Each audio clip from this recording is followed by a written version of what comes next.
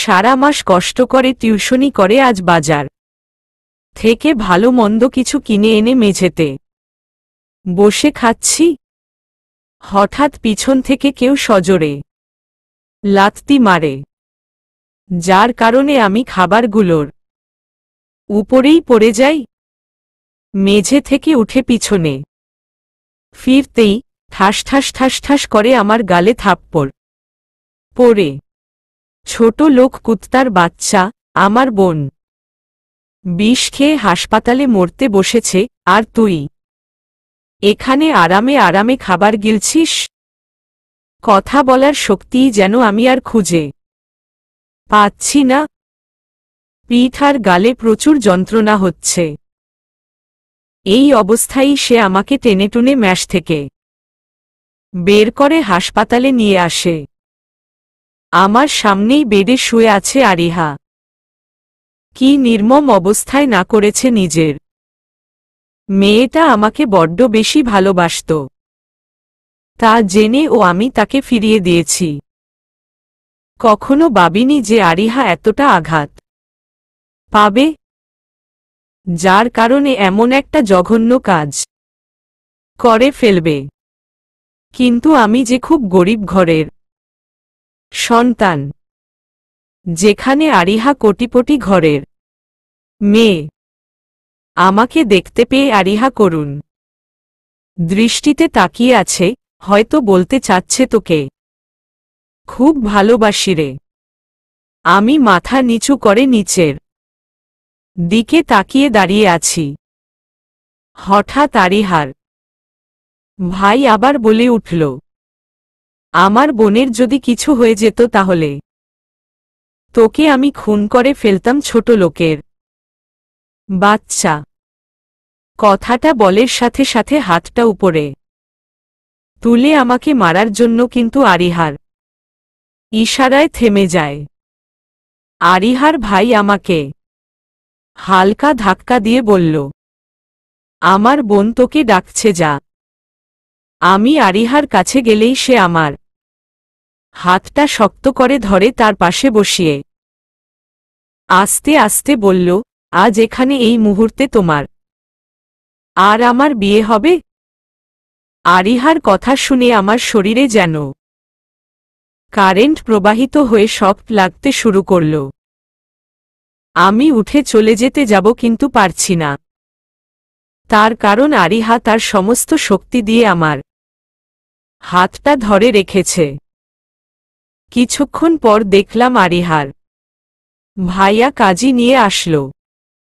অবশেষে জোরজবরদস্তি ও ভয় দেখানোর ফলে বিয়েটা করতে বাধ্য হলাম। তারপর আমাকে হাসপাতাল থেকে আরিহাদের বাসায় নিয়ে এসে একটা রুমে বন্দী করে রাখা হলো, যাতে কোথাও আমি পালিয়ে না যেতে পারি। রুমের চারদিকে দামি দামি আসবাবপত্র দিয়ে ভরা। হঠাৎ আমার বাবার কথা মনে পড়ে গেল। আজকে একটি বারের জন্যেও বাবার সাথে কথা হয়নি। বাবা ছাড়া এ ভুবনে আমার আর কেহ নেই। মা সেই কবেই চিরনিদ্রায় শায়িত হয়েছেন। বাবার জন্য মনটা আমার ছটফট করছে, তাই আর দেরি না করে পকেট থেকে 120 টাকা দিয়ে কেনা মোবাইলটা বের করলাম। দামি ফোন কিনার সামর্থ্য কি আর আমার আছে?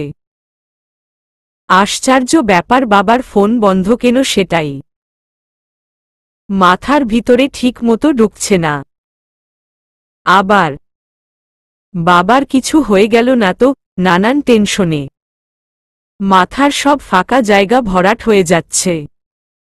কিছুতেই টেনশন মুক্ত হতে পারছি না। যতই টেনশন মুক্ত হতে চাচ্ছি ততই দ্বিগুণ আকারে টেনশন আমাকে ঘিরে ধরেছে। প্রায় রাত 10টার সময় কেউ এসে রুমের দরজা খুলে দেয়। দরজা খোলার সাথে সাথে আমি দৌড় লাগাই।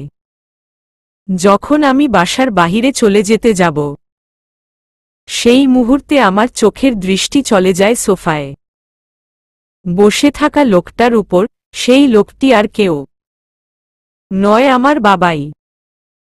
সোফায় বসে আরিহার ভাইয়ার সাথে হেসে হেসে কথা বলছে। কিন্তু বাবা এখানে কি করছে? বাবা আমাকে দেখতে পেয়ে তার কাছে ডাকল। আমি বাবার কাছে যাওয়ার সাথে সাথে বাবা বললেন, কিরে বাজান, কই যাইতাছিলি? বাবার কথার উত্তরে আমি বললাম, বাবা আগে তুমি বলো তুমি এখানে কেন? হঠাৎ আরিহার ভাইয়া বলল, তোমার বাবাকে আমি নিয়ে এসেছি। তারপর আমার বাবা আবার বললেন, হরে বাজান, এরাই মোরে গ্রামতনে নিয়া আইন্না সবকিছু খুইলা কইছে। আসলেই বাজান, তোর মাইটারে কষ্ট দেয়া উচিত হয় নাই বাজান। কিন্তু বাবা, আর কিন্তু করা লাগবো না, যা হওয়ার হয়েছে। আমি একেবারে চুপছে গেলাম। কি আর বলবো, বলার মতো কিছুই খুঁজে পাচ্ছি না। আর কিছু বলে ও হয়তো কোনো লাভ হবে না। রাত 11টা, আমি আরিহার রুমে বসে আছি মানে বিছানায় নয়, ফ্লোরে। তার কারণ, এত দামি বিছানায় বসার অভ্যাস যে আমার নেই। কিছুক্ষণ পর আরিহা বউ সেজে রুমে প্রবেশ করে। আমাকে ফ্লোরে বসে থাকতে দেখে রাগী দৃষ্টিতে তাকিয়ে বলল, এই তুমি ফ্লোরে বসে আছো কেন? না মানে এত দামি বিছানায় বসার অভ্যাস যে আমার নেই। চুপচাপ বিছানায় গিয়ে বসো, না হলে থাপ্পড় মেরে মেরে কানের পর্দা ফাটিয়ে ফেলব। আরিহার ধমক শুনে আমি চুপচাপ বিছানার এক পাশে গিয়ে চুপটি করে বসে পড়লাম।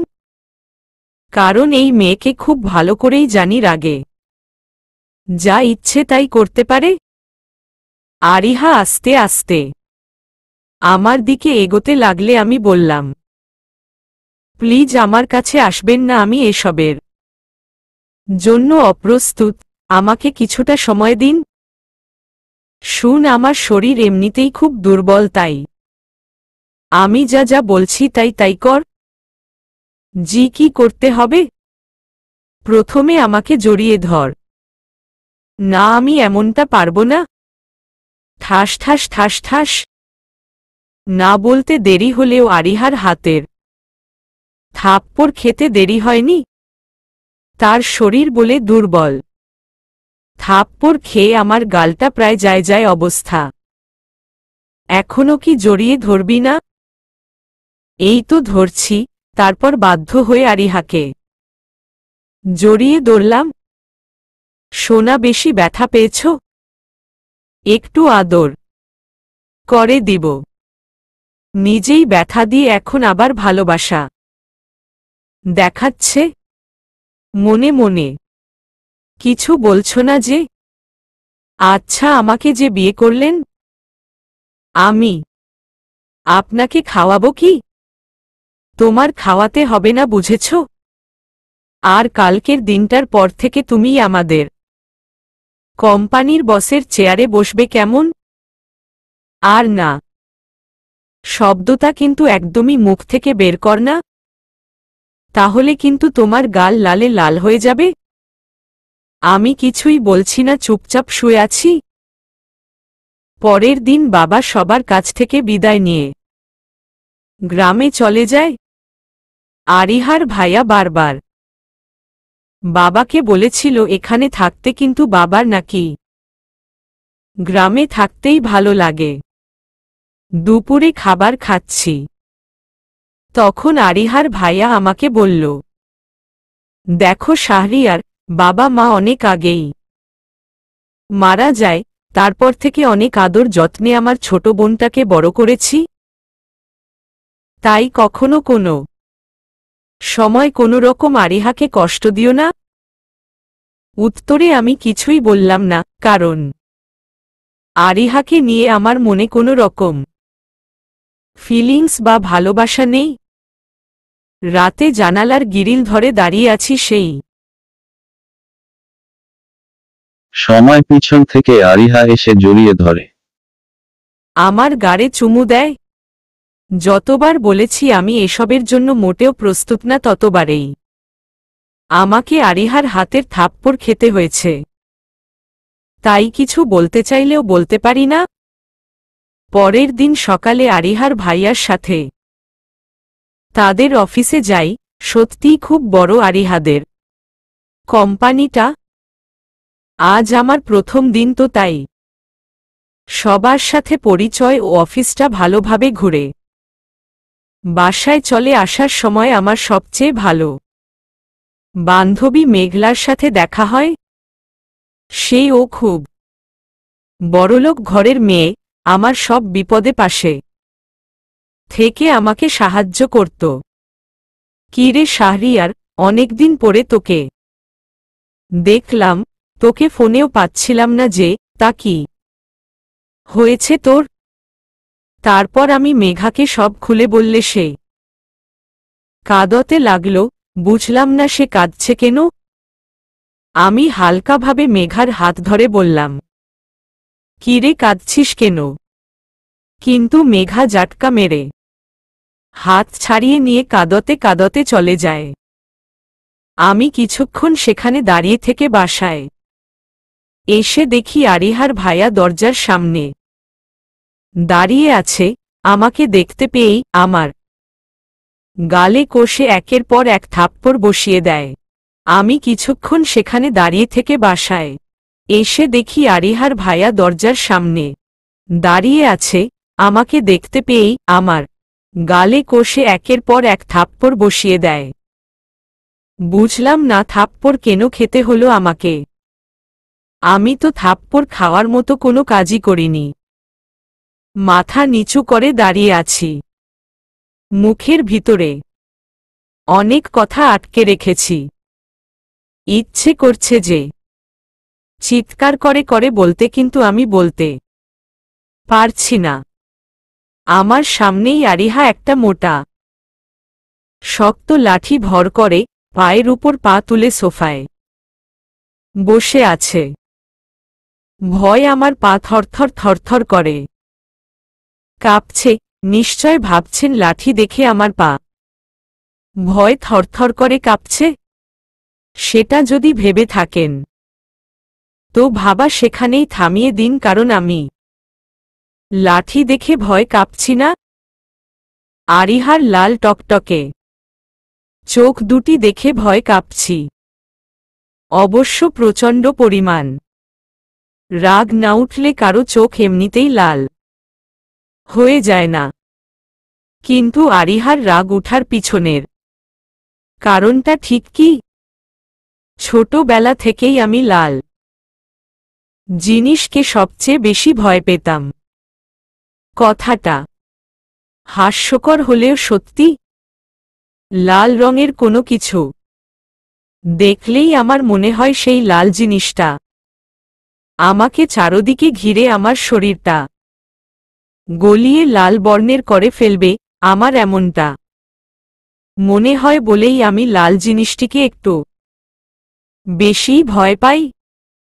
আশা করছি আমার ভয়ের কারণটা জানতে কারো আবার বুঝতে কোনো প্রকারের অসুবিধা হয়নি। আর এমনিতে ও সবচেয়ে বড় আর প্রধান কথা হলো আমি যেখানো কোনো অন্যায় কাজ করিনি, তাহলে ভয় কেনই বা পাবো আমি।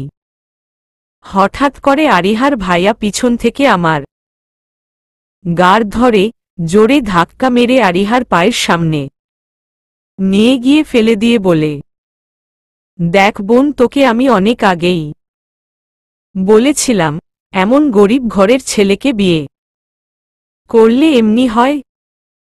কি করবি এই বেইমানটার তুই নিজেই ঠিক কর। আর হ্যাঁ, একটা কথা বলে রাখা ভালো, তুই চাইলে একে খুনও করতে পারিস। কোনো সমস্যা হবে না। সব কিছু আমি দেখে নেব। আরিহার ভাইয়া কথাগুলো বলেই চলে গেলেন। আমি এখনো আরিহার পায়ের নিচেই পড়ে আছি। কোনো মতে উঠে দাঁড়ায়, কিন্তু আশ্চর্য, ওঠার সময় আমি ভুলে আরিহাকে ধরেই উঠে দাঁড়ায়। কিন্তু আরিহা কিছুই বলল না। তারপর আমি আরিহাকে বললাম, কি কি হয়েছে যার কারণে আপনারা আমার সাথে এমন আচরণ করছেন? আমার কথার উত্তরে আরিহা দাঁতে দাঁত লাগিয়ে খিটমিট করে রাগে ও ধমকের সুরে বলল, কোনো মেয়ের হাত ধরে লুচ্চামি করছিলি?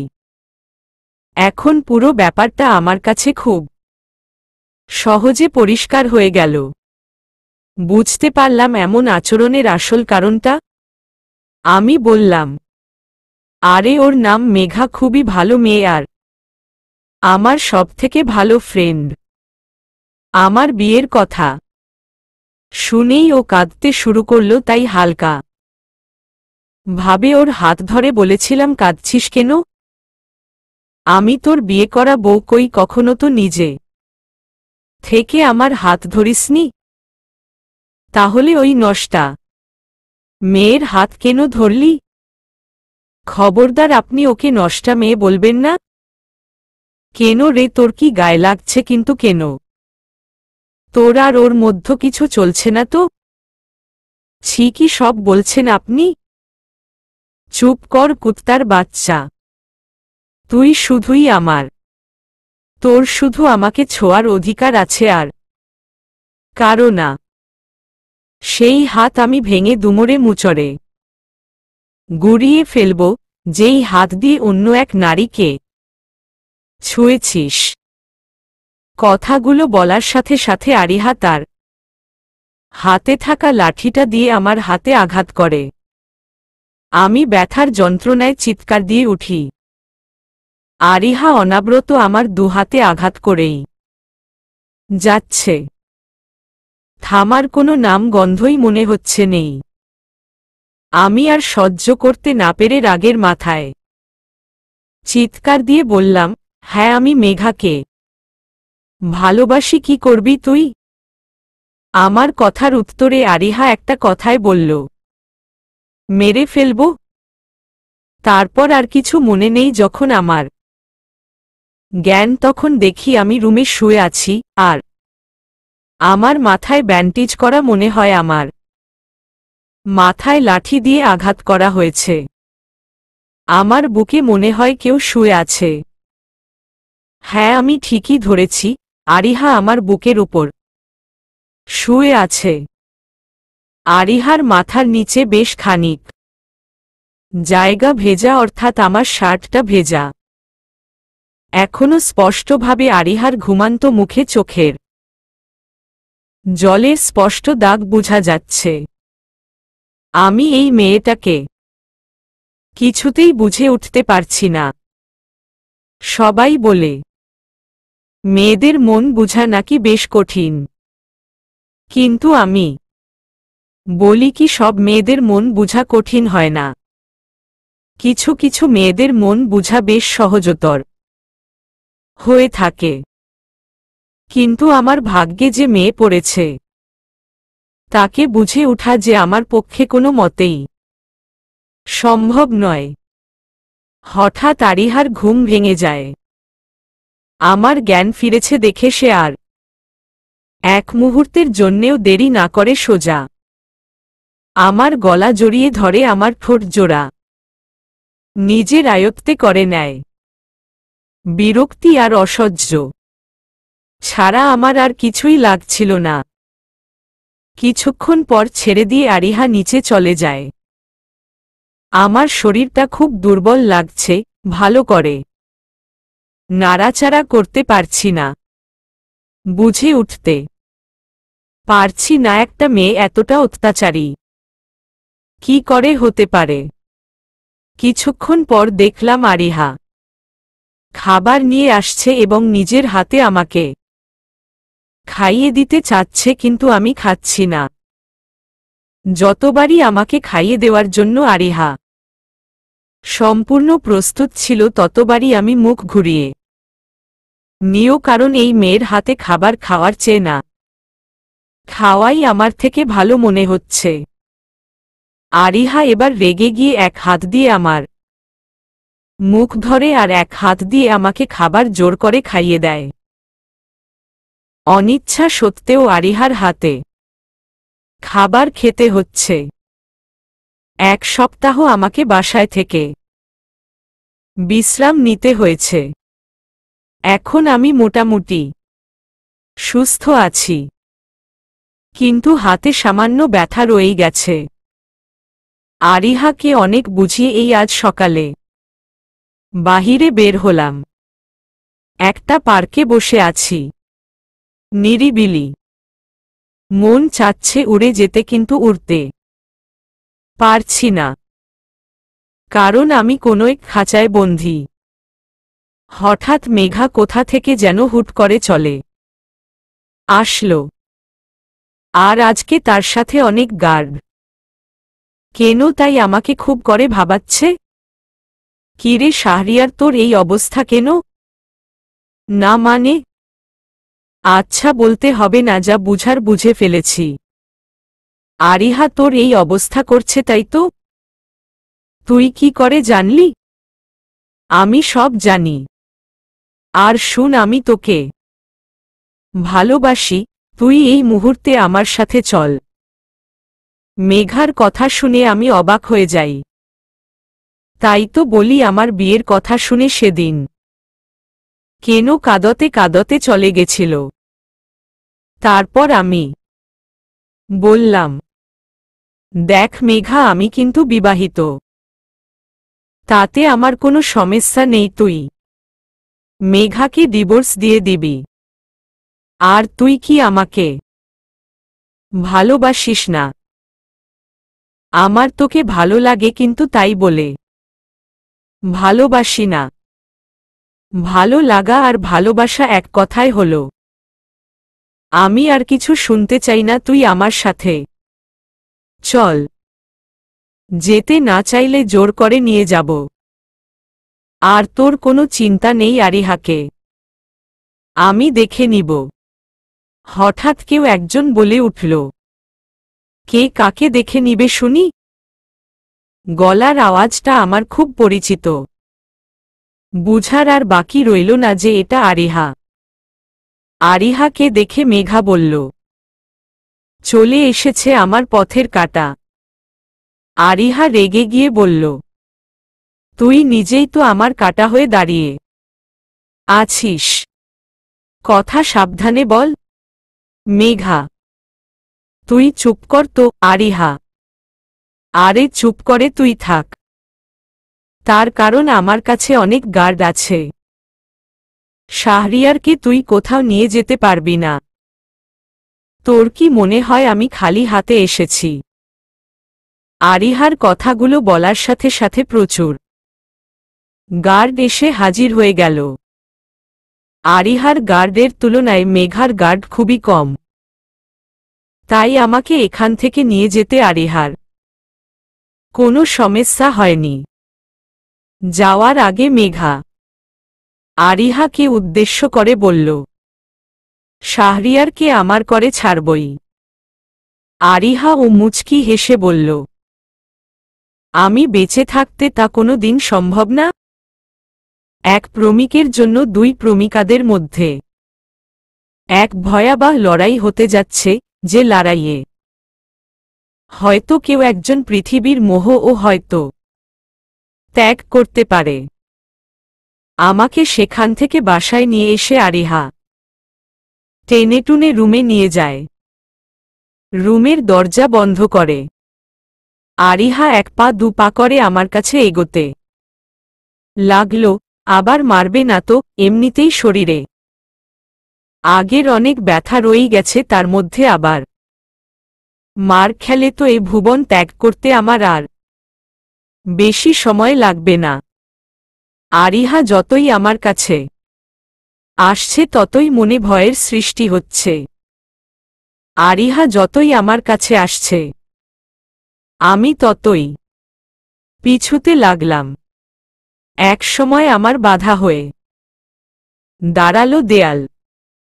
আমি আর পিছুতে পারছি না। আরিহা আমার কাছে এসে তার এক হাত আমার মাথা থেকে কিছুটা ধুরে দেয়ালে ভর করে মুখটা আমার কাছে এনে বলল, তোমাকে আমি বাহিরে যেতে বলছি, কিন্তু এতটা বাহিরে যেতে বলিনি শাহরিয়ার। সত্যি সত্যি বলছি, আমি পার্কে নিরিবিলি বসেছিলাম, কিন্তু মেঘা কোথা থেকে যেন হুট করে চলে আসে, আর আমি ভাবতেও পারিনি মেঘা এমন কিছু করবে। আজ থেকে তোমার এ বাড়ির বাহিরে যাওয়া নিষিদ্ধ। যদি সেই নিষিদ্ধ কাজটা তুমি করার চেষ্টা করো তাহলে তোমার পা ভেঙে দিতে আমার বেশ সময় লাগবে না। আপনার থেকে না মেঘা অনেক ভালো, অন্তত আমাকে ভয় বা অত্যাচার করে না। আমার কথাটা শোনার সাথে সাথে আরিহা তার চোখ দুটি বন্ধ করে ফেলে। চোখ বন্ধ করার আগে স্বাভাবিকই ছিল, কিন্তু চোখ খোলার সাথে সাথে চোখ দুটো লাল বর্ণের হয়ে ওঠে। আমারও আর বুঝতে এক মুহূর্তের জন্য ও বাকি রইল না যে আরিহার রাগ উঠে গেছে। আরিহা শক্ত করে আমার মুখ চেপে ধরে বলল, তোকে আমি আঘাত অত্যাচার করব, আবার তোকেই আমি ভালোবাসব। তুই শুধুই আমার, আর কারো না। যদি আর কারো হওয়ার কোনো রকম চেষ্টা করিস তো তোকে আমি দুনিয়া থেকেই উঠিয়ে দিব। কথাগুলো বলার সাথে সাথে আরিহা আমাকে ধাক্কা দিয়ে রুম থেকে রাগতে রাগতে চলে যায়। ধাক্কাটা খেয়ে আমি বিছানোর উপর গিয়ে পড়ি। হায় কি পোড়া কপাল আমার, নিয়তি আমাকে কোনো মেয়েকে চিনিয়ে দিল যাকে বুঝার জন্য আমার কাছে কোনো সলিউশন নেই। রাতে আরিহা আমাকে খাবার খাইয়ে দিল। খাওয়ার তো কোনো ইচ্ছে আমার ছিল না, কিন্তু মারের ভয় খেতে হল। বিছানায় গুটিসুটি দিয়ে বাচ্চাদের মতো শুয়ে আছি। কিছুক্ষণ পর আরিহা রুমে এসে আমাকে জড়িয়ে ধরল। আমি বেশ বুঝতে পারছি আমার পিঠোটা ভিজে যাচ্ছে। পিঠ ভিজে যাওয়ার একটাই কারণ, আর সেটা হলো কান্না। নিশ্চয়ই আরিহা কান্না করছে। এই মেয়েটা কখন কি করে তা বলার বাহিরে। বাহিরে বললেও মনে হয় ভুল হবে, তার চেয়ে অনেক অনেক বাহিরে। আরিহা আমাকে জোর করে তার দিকে ফিরিয়ে আমার গলা জড়িয়ে করুণ দৃষ্টিতে বলল, খুব ভালোবাসি তোমায়, কেন বুঝার চেষ্টা করো না? তুমি কি জানো না কেন তোমাকে এত শাসন করি? ভালোবাসি তাই। তোমাকে আমি কষ্ট দিতে চাই না, কিন্তু তুমি আমার কোনো রকমই কথা শোনার চেষ্টা করো না, তাই বাধ্য হয়ে আমাকে করতে হয়। ওই তুমি আর এমন কোনো কাজ করো না যাতে আমার মাথায় রাগের উৎপত্তি হয়। আমি কিছুই বলছি না, চুপ করে শুধু কথা গুলো শুনছি। কি আর বলবো, আমার যে বলার কিছুই নেই। হঠাৎ আরিহা তার মুখ আমার কাছে নিয়ে আসলো। আমার বুঝতে আর কোনো রকম অসুবিধা হলো না যে আরিহা এখন কি করতে চলছে। আরিহা যখন আমার ঠোঁট তার দখলে নিয়ে যাবে, ঠিক সেই মুহূর্তে আরিহার ফোন বেজে উঠল, যার কারণে আমার ঠোঁট জোড়া আরিহা তার নিজের দখলে নিয়ে যেতে পারেনি। আমি এক লম্বা শ্বাস নিলাম। যাই হোক, বেঁচে গেলাম। আরিহা বিরক্তি মুড নিয়ে তার ফোন রিসিভ করে বলল, এই কে আপনি? এত রাতে কেন ফোন দিয়েছেন? মেঘা? মেঘা চৌধুরী বলছি। মনে হচ্ছে তুই আর পিছু ছাড়বি না মেঘা, তাই না? কি করে যে আর ছাড়ি, আমার মূল্যবান সম্পদ যে তোর কাছে। ভালোই ভালোই বলছি, বেশি উড়িস না ডানা, কেটে দিব। আমিও বলছি তুইও বেশি বার বাড়িস না, অনন্তকালের জন্য থামিয়ে দিব। এই তোর কি লজ্জা বলতে কিছু নেই? অন্যজনের স্বামীকে নিজের করে নিতে চাচ্ছিস নষ্টা মেয়ে কোথাকার? জোর করে বিয়ে করে ভালোবাসা খাটালেই স্বামী হয়ে যায় না? শাহরিয়ার শুধু আমার। তোর কানটা খুলে খুব মনোযোগ সহকারে শুন মেঘা, শাহরিয়ার শুধুই আমার। মনে হচ্ছে তোর কানের ডাক্তার দেখাতে হবে, তাই শুনতে পাচ্ছিস না যে আমি কি বলছি? শাহরিয়ার শুধু আমার এই মেঘা চৌধুরীর। মেঘা, তোকে আমি শেষবারের মতো সাবধান করে দিচ্ছি, নইলে আমি কিন্তু তোকে। কি নইলে কি করবি? আমি কিন্তু কি কখন থেকে কিন্তু কিন্তু লাগিয়ে রেখেছিস মুখে? কি করবি সেটা বল না। আর অবশ্য তোর মতো ভীতু মেয়েই বা আমার কি এমন ক্ষতি করতে পারবে? আমি তোকে খুন করব মেঘা। চিৎকার দিয়ে মেঘা কথাটা বলার সাথে সাথে ফোনটা আছাড় মেরে ভেঙে ফেলে। আমি আভাস পাচ্ছি কিছু একটা ঘটতে চলেছে, খুব শীঘ্রই কিছু একটা অঘটন ঘটতে পারে। তার কারণ আমি আজকের মতো আরিহা কে কোনো দিন রাখতে দেখিনি। আমি আরিহাকে অনুরোধ সহ করে বললাম, প্লিজ রাগের মাথায় কোনো অঘটন করে ফেলবেন না। আরিহা আমার কথার জবাবে রাগী গলায় বলল, ঘুম যা। আমি আরিহাকে আবার বললাম, প্লিজ আপনি একটু শান্ত হন, আমি আজ থেকে আপনার সব কথা মেনে চলব, কখনো আপনাকে কষ্ট দিব না, কিন্তু প্লিজ দোহাই লাগে একটু শান্ত হন। আমার কথার জবাবে এইবার আরিহা চিৎকার দিয়ে বলল, ঘুম যা। আমি ভয় আর কিছু না বলে ঘুমিয়ে পড়লাম। কিন্তু পরের দিন মেঘার খুন হয়ে গেছে এমন একটা খবর পাবো তা কল্পনাতেও হয়তো আমি আশা করিনি। মেঘা বেঁচে নেই আমি ভাবতেও পাচ্ছি না। তার মানে কি এটা আরিহার কাজ? আরিহাই কি মেঘাকে খুন করেছে? আমি ভয় আর কিছু না বলে ঘুমিয়ে পড়লাম। কিন্তু পরের দিন মেঘার খুন হয়ে গেছে এমন একটা খবর পাবো তা কল্পনাতেও হয়তো আমি আশা করিনি। মেঘা বেঁচে নেই আমি ভাবতেও পাচ্ছি না। তার মানে কি এটা আরিহার কাজ? আরিহাই কি মেঘাকে খুন করেছে? খবর পেয়ে আমি এক মুহূর্তের জন্যেও দেরি না করে ছুটে গেলাম মেঘাদের বাড়িতে। কত শত লোকদের ভিড় লেগে গেছে। মেঘার মুখটা তো ঠিক করে চেনাই যাচ্ছিল না, কি জঘন্যভাবে থেতলে দেওয়া হয়েছে। কে এই নিষ্ঠুর ব্যক্তি যে মেঘাকে খুন করেছে? আমি তাকে কোনো দিন ক্ষমা করব না। নিশ্চয় এটা আরিহার কাজ। আরিহা ছাড়া তো আর কারো মেঘার সাথে শক্রতা নেই। আর গত রাতেই আমার সামনে আরিহা মেঘাকে খুনের হুমকি দিয়েছে। আমি সবার সামন চিৎকার করে বললাম, আমি জানি মেঘাকে কে খুন করেছে। সবাই আমার কথা শুনে অবাক করা চাহনিতে আমার দিকে তাকালো।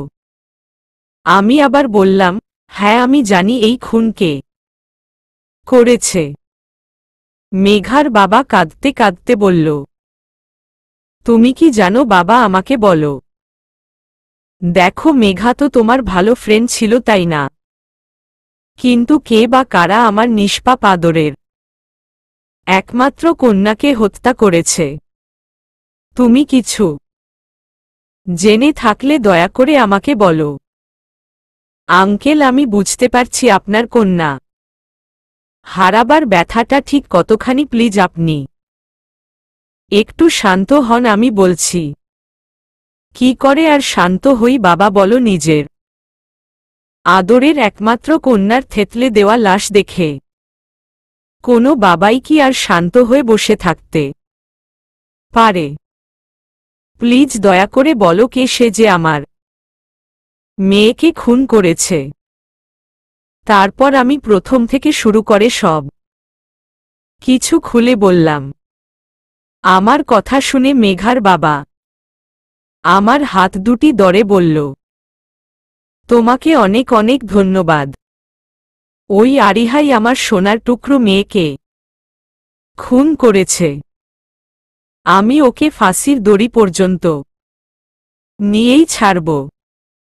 তারপর মেঘার বাবা পুলিশকে সবকিছু জানালে পুলিশ আমাকে ও কিছু প্রশ্ন করে। আমি নির্ভয় পুলিশকে সব সত্যটা বলে দিই। তারপর পুলিশ বাসায় গিয়ে আরিহা কে থানায় নিয়ে যায়। মেঘার দাফন শেষ হওয়ার পর আমি আরিহাদের বাসার উদ্দেশ্যে যেতে লাগলাম, কারণ আজই সব কিছু গুছিয়ে সেখান থেকে গ্রামে চলে যাব। আমার এমনিতেই মেঘার জন্য মন বারবার কেঁদে উঠছে। একসময় কতই না ভালো ফ্রেন্ড ছিলাম আমরা, কিন্তু কখনো কোনো দিনও ভেবে দেখিনি এমন কিছু একটা হয়ে যাবে। আরিহা নিচ যে সেটা আমি খুব ভালো করেই জানতাম, কিন্তু এতটা নিচে নেমে যাবে সেটা কোনো দিন ভাবিনি। আরিহা নামটা শুনলেই এখন গা জ্বলে ওঠে। ছি, এতটা নির্লজ্জ বেহাইয়ানা হলে এমন একটা জঘন্য কাজ করতে পারে? ওর নামটা মুখে উচ্চারণ করতেও এখন আমার ঘৃণা হচ্ছে। খুব ভালো হয়েছে আরিহাকে পুলিশ থানায় নিয়ে গেছে। অন্তত তার ওই মুখটা আর দেখা লাগবে না। আমার কি পোড়া কপাল, এই মেয়ে কি কারণে যে আমার জীবনে আসলো। আরিহাদের বাসায় গেলে আরিহার ভাইয়া হুঙ্কার দিয়ে বলে উঠল, তুমি এটা কি করলে শাহরিয়ার? ছি, নিজের বউ কেই খুনের আসামি বানিয়ে দিলে। কে বউ, কার বউ? আমি আরিহাকে কোনো দিন বউ হিসাবে স্বীকার করিনি, আর করবও না। কান খুলে শুনে রাখেন, আরিহার আশা ছেড়ে দিন, বুঝতে পারছেন? আর আমি আজ এখনই চলে যাব। কথাগুলো বলেই আমি রুমে এসে আমার সবকিছু গুছিয়ে নিয়ে যখন বাসা থেকে বের হতে যাব, তখন আমার সামনে বাধার উৎপন্ন হয়, আর সেই বাধাটা হলো আরিহার ভাইয়া। কি সমস্যা আপনার? আমার পথ ছাড়ুন। কোথায় যাচ্ছ তুমি? কেন চোখ কি আপনার আকাশে উড়ছে নাকি? দেখতে পাচ্ছেন না আমি এ বাড়ি ছেড়ে চলে যাচ্ছি? কিন্তু কেন? আপনার কি লজ্জা করছে না? আপনার বোন খুনি হওয়া সত্ত্বেও আপনার হয়তো লজ্জা লাগছে না, কারণ হয়তো আপনি নিজেই এই খুনের সাথে জড়িত। কথাবার্তা সাবধানে বলো শাহরিয়ার। তুমি কিন্তু ভুল ভাবছ, আরিহা খুন করতেই পারে না। যেও না তুমি। আমার কাছে এই খুনির বাসায় থাকা অসম্ভব। আমার সামনে থেকে সর বলছি। গলার আওয়াজ নিচু করো শাহরিয়ার। করব নাকি করবি রে তুই? জানিস আমার বোন থানায় যাওয়ার আগে কি বলে গেছে? তোকে জানি আমি কিছুই না করি সে তাড়াতাড়ি চলে আসবে। তাই তোকে আমি এখনো কোনো কিছু করছি না। না হলে সেই কখন তোর গালে ঠাটিয়ে 4-5টা থাপ্পড় লাগিয়ে দিতাম। আপনি নিশ্চয় আপনার বোনের কথা ফেলবেন না, তাই আপনার বোনের কথা নিয়েই থাকেন। তারপর আমি আরিহার ভাইয়ার পাশ কাটিয়ে বাসা থেকে বের হয়ে চলে গেলাম। রাস্তা দিয়ে হাঁটছি নিরিবিলি, হঠাৎ করে আমার সামনে চেনা পরিচিত একটি গাড়ি ব্রেক করল, আর গাড়ি থেকে দেখলাম আরিহা নামল। আরিহাকে দেখেই আমি দৌড় লাগালাম, কিন্তু দৌড়ে আর বেশি দূর যেতে পারলাম না। আরিহার গার্ডরা আমাকে ধরে ফেলে। অতঃপর আরিহা আমাকে জোর করে টেনে হিচড়ে আবার বাসায় নিয়ে এসে সোজা রুমে নিয়ে গিয়ে ভিতরে ধাক্কা মেরে বাহির থেকে রুম বন্ধ করে চলে গেল। আমার মাথায় কিছুই ঢুকছে না, কোথা থেকে কি হল। রাত প্রায় 10টা। আরিহা রুমের দরজা খুলে ভেতরে আসলো। আমি খুব ভালো করেই দেখতে পারছি আরিহার মুখে রাগের ছাপ। আমি আরিহাকে বললাম, আপনার না জেলে থাকার কথা, তাহলে আপনি এখানে কিভাবে কি করে? যেখানে আমি কিছুই করিনি সেখানে আবার আমি জেল খাটব? কোনো প্রশ্নই আসে না। আমি জানি আপনি মেঘাকে খুন করেছেন, হয়তো টাকা দিয়ে পুলিশকে ঘুষ দিয়ে চলে এসেছেন। আমার কথা শুনে আরিহা রেগে সোজা আমাকে দেয়ালের সাথে চেপে ধরে বলল, আমি খুন করিনি, আপনি খুন করছেন। আমি আপনার সাথে কোনো সম্পর্ক রাখতে চাই না। কথাটা অনেক কষ্টে বললাম। আমার এমন কথা শুনে আরিহা আমাকে থাপ্পড় মেরে দেয়। সঙ্গে সঙ্গে আমার ঠোঁটটা কেটে গিয়ে রক্ত পড়তে থাকে। আমার ঠোঁট কেটে রক্ত পড়ছে দেখে আরিহা তার ঠোঁট আমার ঠোঁটের সাথে মিলিত করে দিল। আমি কিছুতেই ছাড়াতে পারছি না। এক কথায় আমি আরিহার শক্তির সাথে পেরে উঠছিলাম না। সেই রাতে আমার কি হয়েছিল ঠিক মনে নেই, কিন্তু এটা মনে আছে যে সেই রাতে আরিহার সাথে আমার সব কিছুই হয়ে যায়। সকাল সকাল আবার আরিহা তার রোমাঞ্চ শুরু করে দেয় আমার সাথে। আমি আর নিতে পারছি না এইসব। যা হবার হবে, আজের একটা বিহিত করেই তবে ধম নিব। আমি অনেক কষ্টে বিছনা থেকে উঠে একটু দূরে গিয়ে ধারালো একটা জিনিস আমার গলায় ধরে চিৎকার দিয়ে বললাম, আমি আর এসব নিতে পারছি না। নিজে শেষ করে দিব। কি কি সব পাগলামো করছো শাহরিয়ার?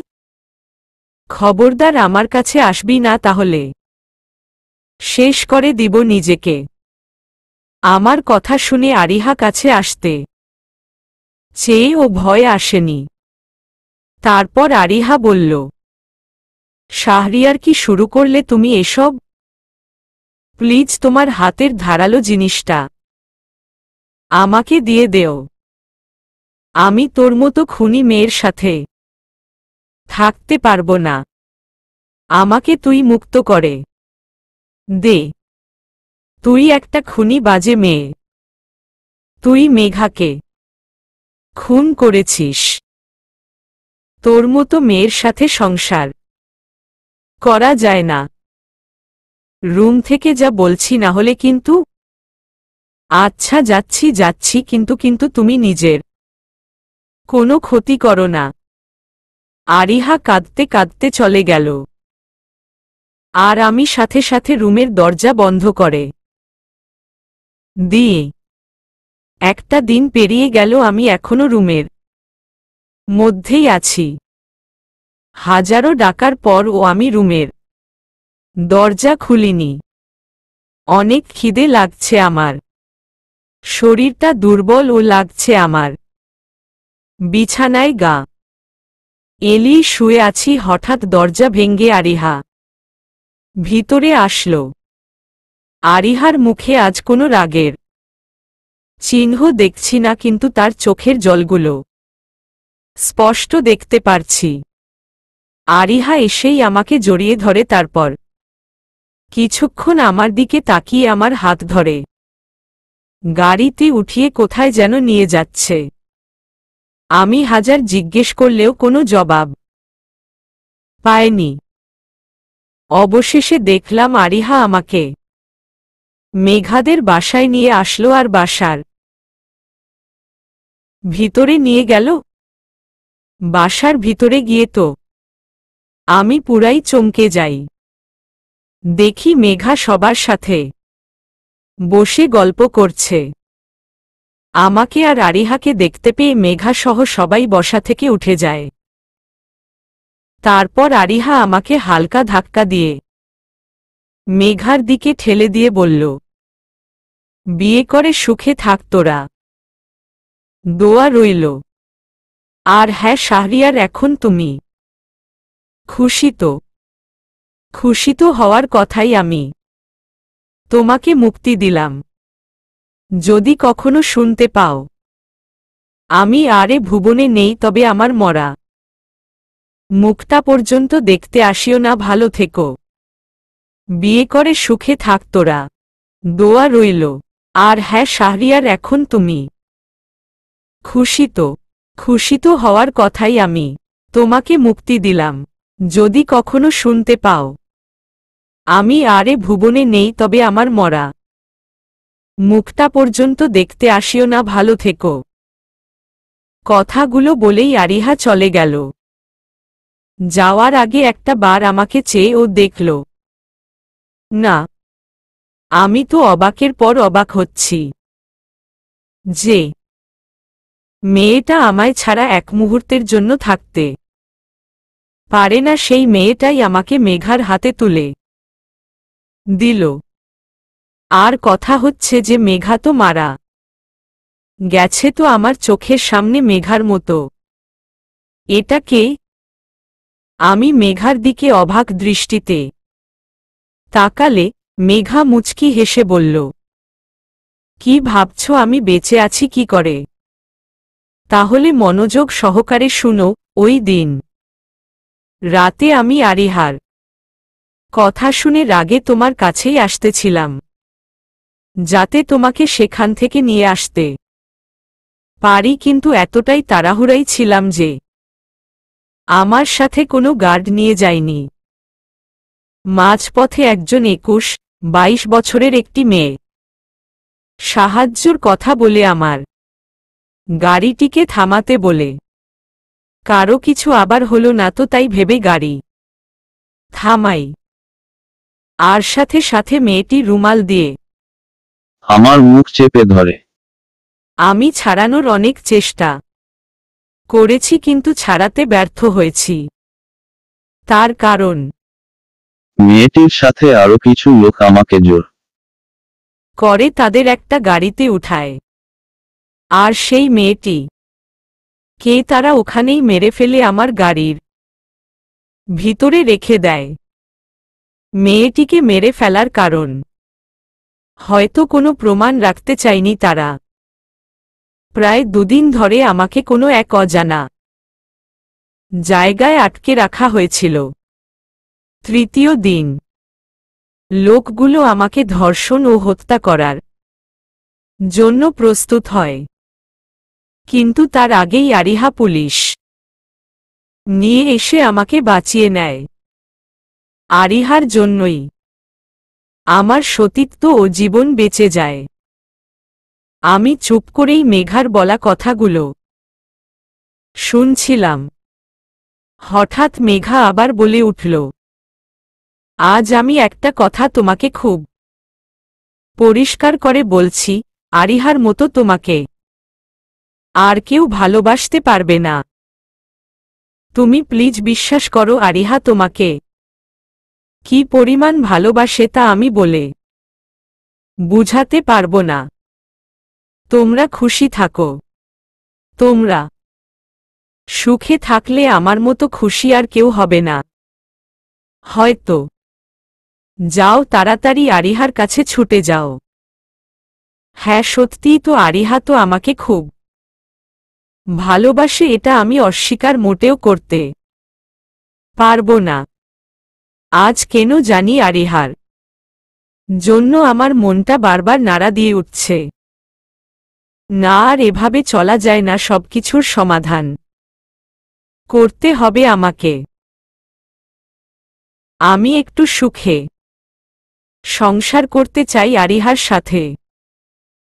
তারপর আমি যখন মেঘাদের বাসা থেকে চলে যেতে যাব তখনই মেঘা আবার বলল, শুনো শাহরিয়ার, আরিহা হয়তো এখন রেগে থাকতে পারে, তাই উল্টা পাল্টা কিছু বলার আগেই তাকে জড়িয়ে ধরে ক্ষমা চেয়ে নিও কেমন।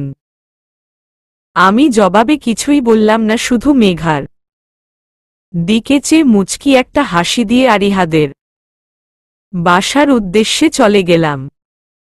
আজ আরিহা যাই বলুক না কেন, আমি আরিহার কাছ থেকে কোথাও যাব না।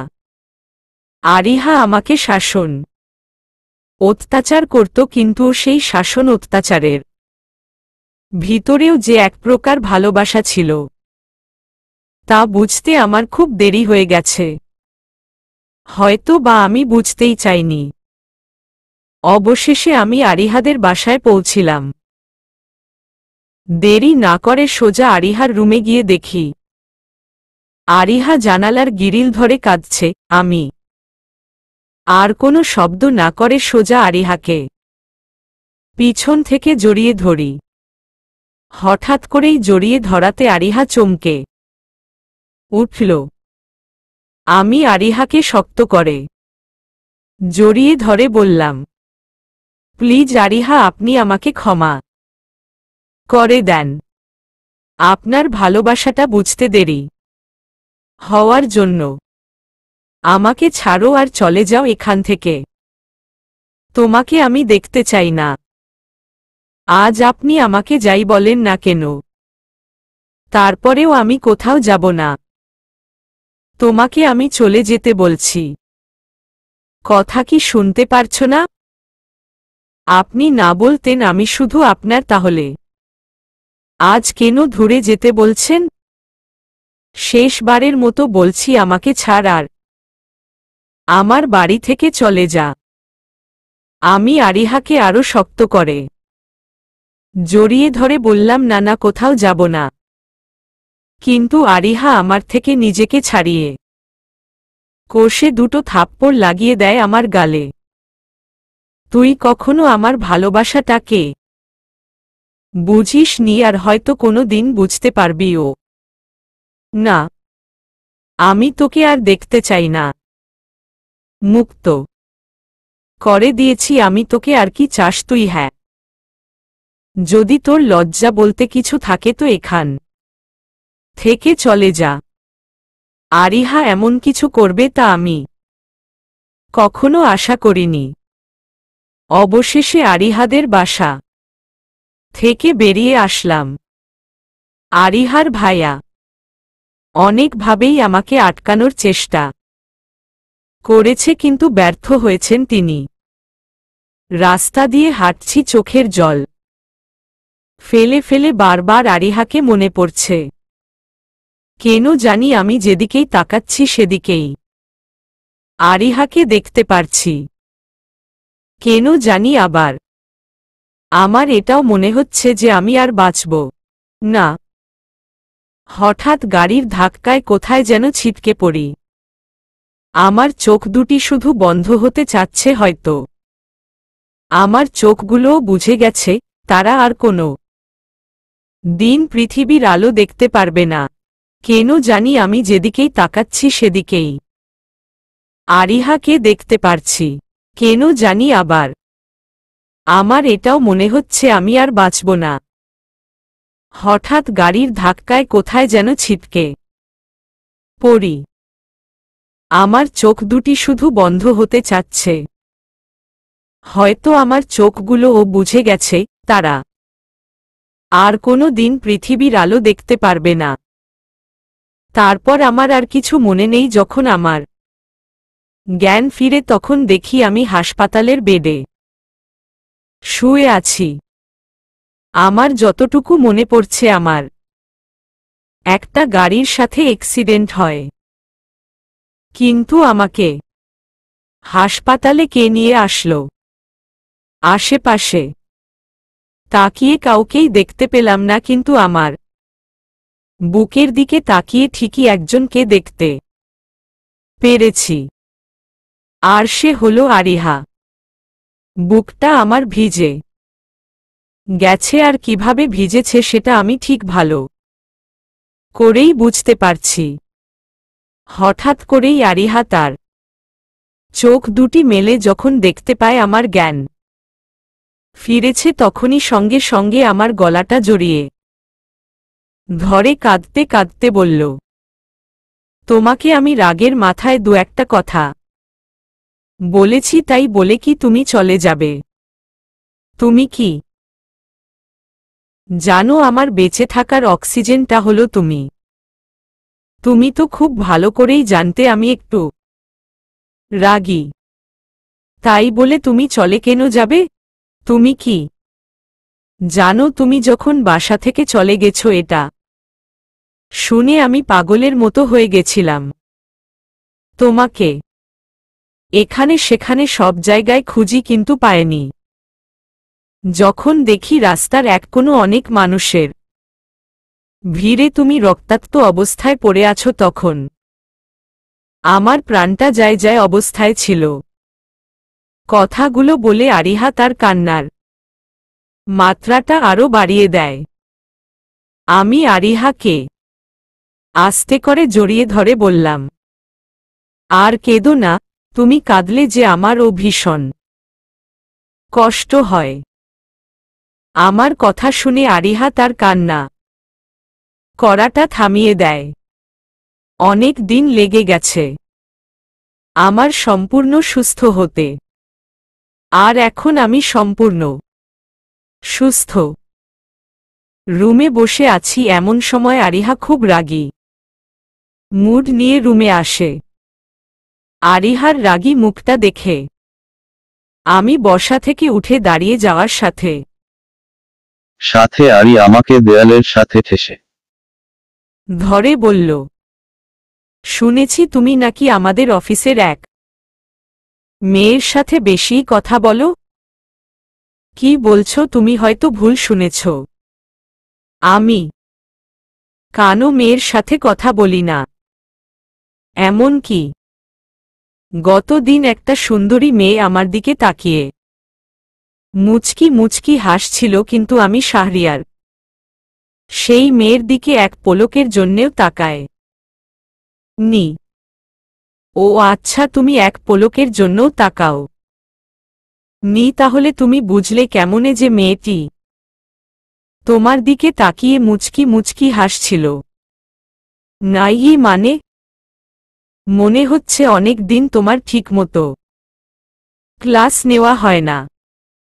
প্লিজ মাপ করে দেও না, আজ আর মাপ হবে না, রাতের বেলা বুঝাবো মজা। কথাগুলো বলেই আরিহা চলে গেল। যাই হোক, এখন তো বেঁচে গেলাম।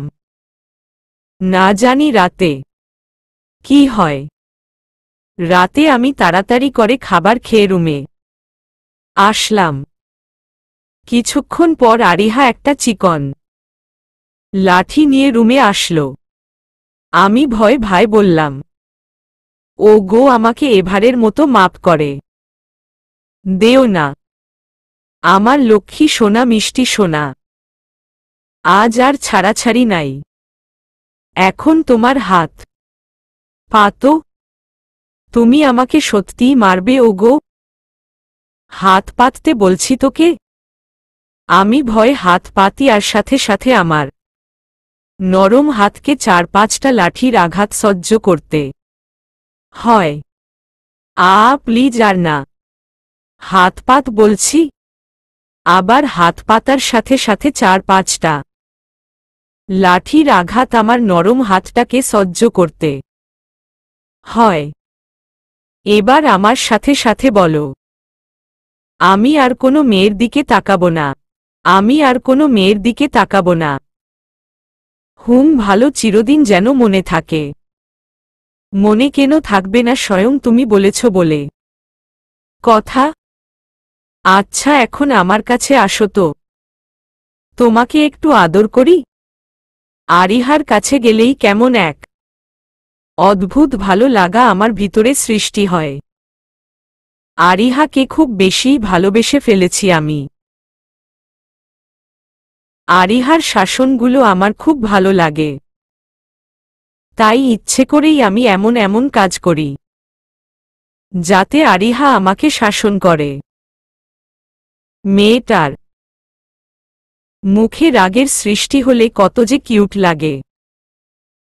পরের দিন রাতে আরিহার মুখে শুনতে পেলাম সে প্রেগনেন্ট। কথাটা শুনে কত যে আনন্দিত, আমি যা বলে বুঝানো অসম্ভব ব্যাপার। আমি আরিহাকে খুশিতে শক্ত করে জড়িয়ে ধরি, কিন্তু আরিহা নিজেকে আমার কাছ থেকে ছাড়িয়ে কান্না মাখা কণ্ঠে বলল, জানো আমার ভাইয়ার স্ত্রী অর্থাৎ আমার ভাবি কিভাবে মারা গেছেন? আমি অবাক হয়ে বললাম, কিভাবে? বাচ্চা হওয়ার সময় অপারেশন থিয়েটারেই দুজনই মারা যায়। যদি আমার ও কিছু ছয় যায় তখন? ভয় পেও না, তোমার কিছু হবে না। আর কোনো কিছু না বলে আরিহা আমাকে জড়িয়ে ধরল। আস্তে আস্তে অনেক দিন অতিবাহিত হল। আরিহার বাচ্চা হওয়ার সময়ও হয়ে গেছে। অপারেশন থিয়েটারে নিয়ে যাওয়ার আগে আরিহা আমার হাতটা শক্ত করে ধরে বলল, খুব ভালোবাসি তোমাকে।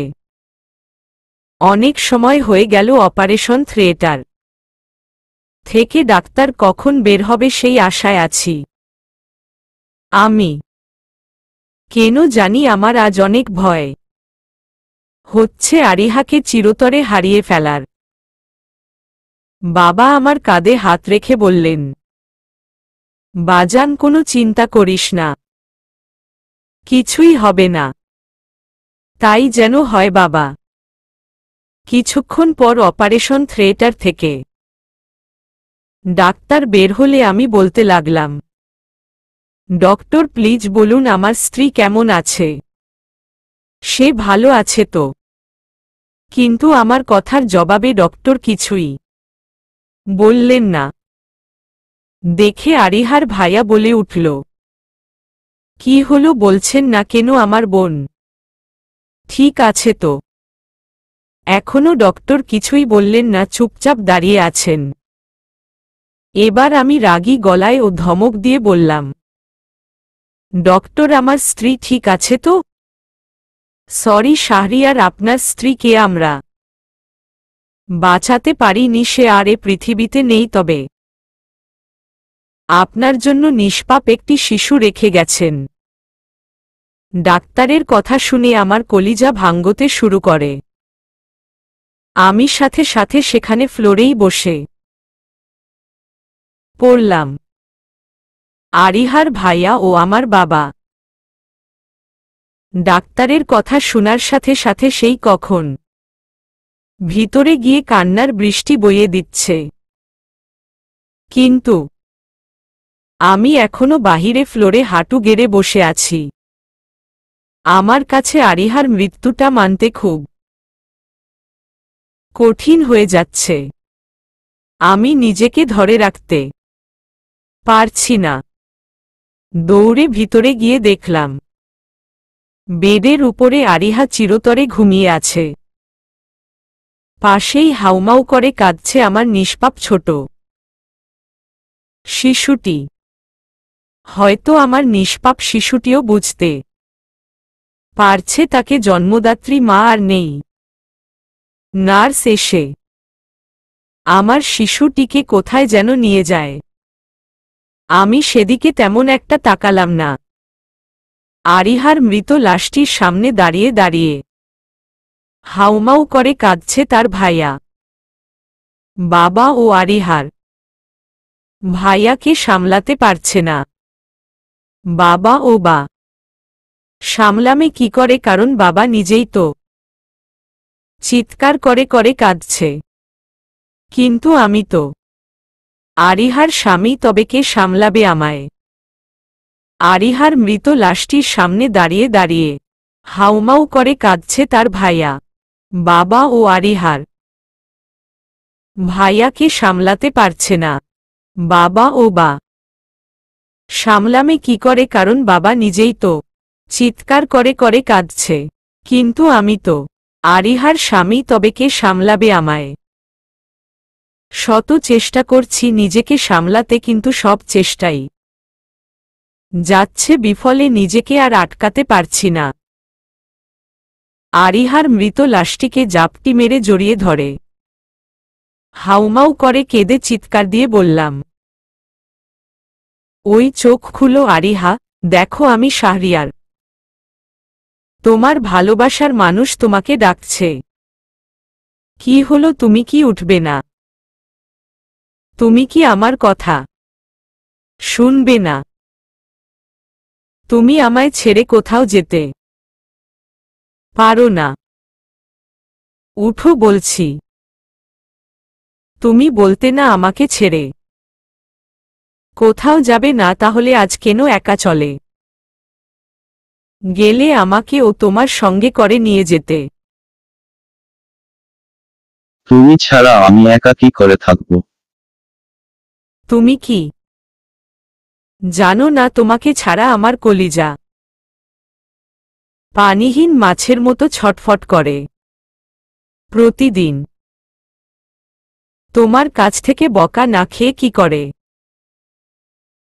আমি এই পৃথিবীতে থাকব? তুমি ছাড়া আমি বাঁচব কি করে? খুব কষ্ট হচ্ছে আমার, মনে হচ্ছে বুক ছিঁড়ে কেউ আমার কলিজাটা ছিঁড়ে নিয়ে যাচ্ছে। আরিহা উঠো উঠো, তুমি ছাড়া কি করে আমি ভালো থাকি? আরিহাকে আরো শক্ত করে বুকের সাথে জড়িয়ে ধরে কাঁদতে লাগলাম। সবার থেকে বেশি আমি ভেঙে পড়েছি। সবাই আমাকে শান্ত করার চেষ্টা করছে, কিন্তু তারা সফল হতে পারছে না। আজ চোখের জল আমার ফুরাচ্ছে না, চোখ দিয়ে শুধু পানি আর পানি ঝরছে। আমার খুব ইচ্ছে ছিল আমার স্ত্রী এবং সন্তান নিয়ে খুব হাসি খুশি জীবন যাপন করতে, কিন্তু তা আর হলো না। ইচ্ছেটা ইচ্ছেই রয়ে গেল। সব রঙিন স্বপ্নগুলো ভেঙে চুরমার হয়ে গেছে। মনে হচ্ছে দুনিয়ার সমস্ত কষ্ট আমাকে ঘিরে ধরেছে। খুব কষ্ট হচ্ছে আমার। ধম যেন আমার বন্ধ হয়ে আসছে।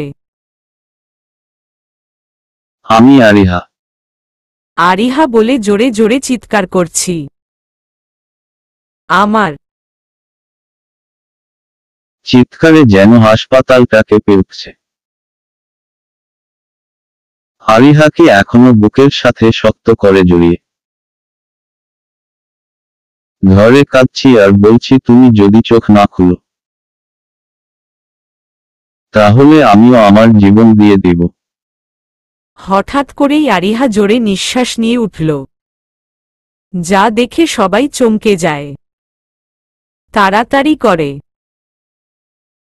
ডাক্তার আমাদের অপারেশন থিয়েটার থেকে বাহিরে যেতে বলল। তারপর আমরা ডাক্তারের কথা মতো তাই করলাম। মনে মনে আমি এই প্রার্থনায় সৃষ্টিকর্তার কাছে করছিলাম, আরিহা যেন সুস্থ হয়ে যায়। আগের তুলনায় ডাক্তার একটু বেশি সময় ব্যয় করলেন। ডাক্তার বাহিরে এসে আমাকে বলল, সত্যিই অবিশ্বাস্য একটা ঘটনা। আপনি আপনার স্ত্রীকে শক্ত করে জড়িয়ে ধরে বারবার নাড়াচাড়া করার ফলে আপনার স্ত্রীর হাড় চালু হয়ে যায়। সত্যিই এক অবাক করা ঘটনা। ডক্টর প্লিজ বলুন আমার স্ত্রী আরিহা ঠিক আছে তো? এখন আর টেনশন করার কোনো দরকার নেই। আপনার স্ত্রী এখন সম্পূর্ণ সুস্থ আছে। 24 ঘন্টার ভিতরে তার জ্ঞান ফিরবে ইনশাআল্লাহ। কথাগুলো বলেই ডাক্তার চলে গেল। রাত প্রায় 3টা বাজে। আমি আরিহার কেবিনে তার হাত ধরে বসে আছি, আর আমার বাবা এবং আরিহার ভাইয়া অন্য আলাদা একটি কেবিনে রয়েছেন। আরিহার মুখের দিকে তাকিয়ে আছি, কি মিষ্টি লাগছে আরিহাকে। হঠাৎ খেয়াল করলাম আরিহা আস্তে আস্তে চোখ মেলছে। তারপর আমি আরিহাকে জড়িয়ে ধরে কাঁদতে লাগলাম। ঈশস, কাঁদছ কেন? আমাকে আজ কাঁদতে দেও আরিহা। আমার খুব কাঁদতে ইচ্ছে করছে আজ।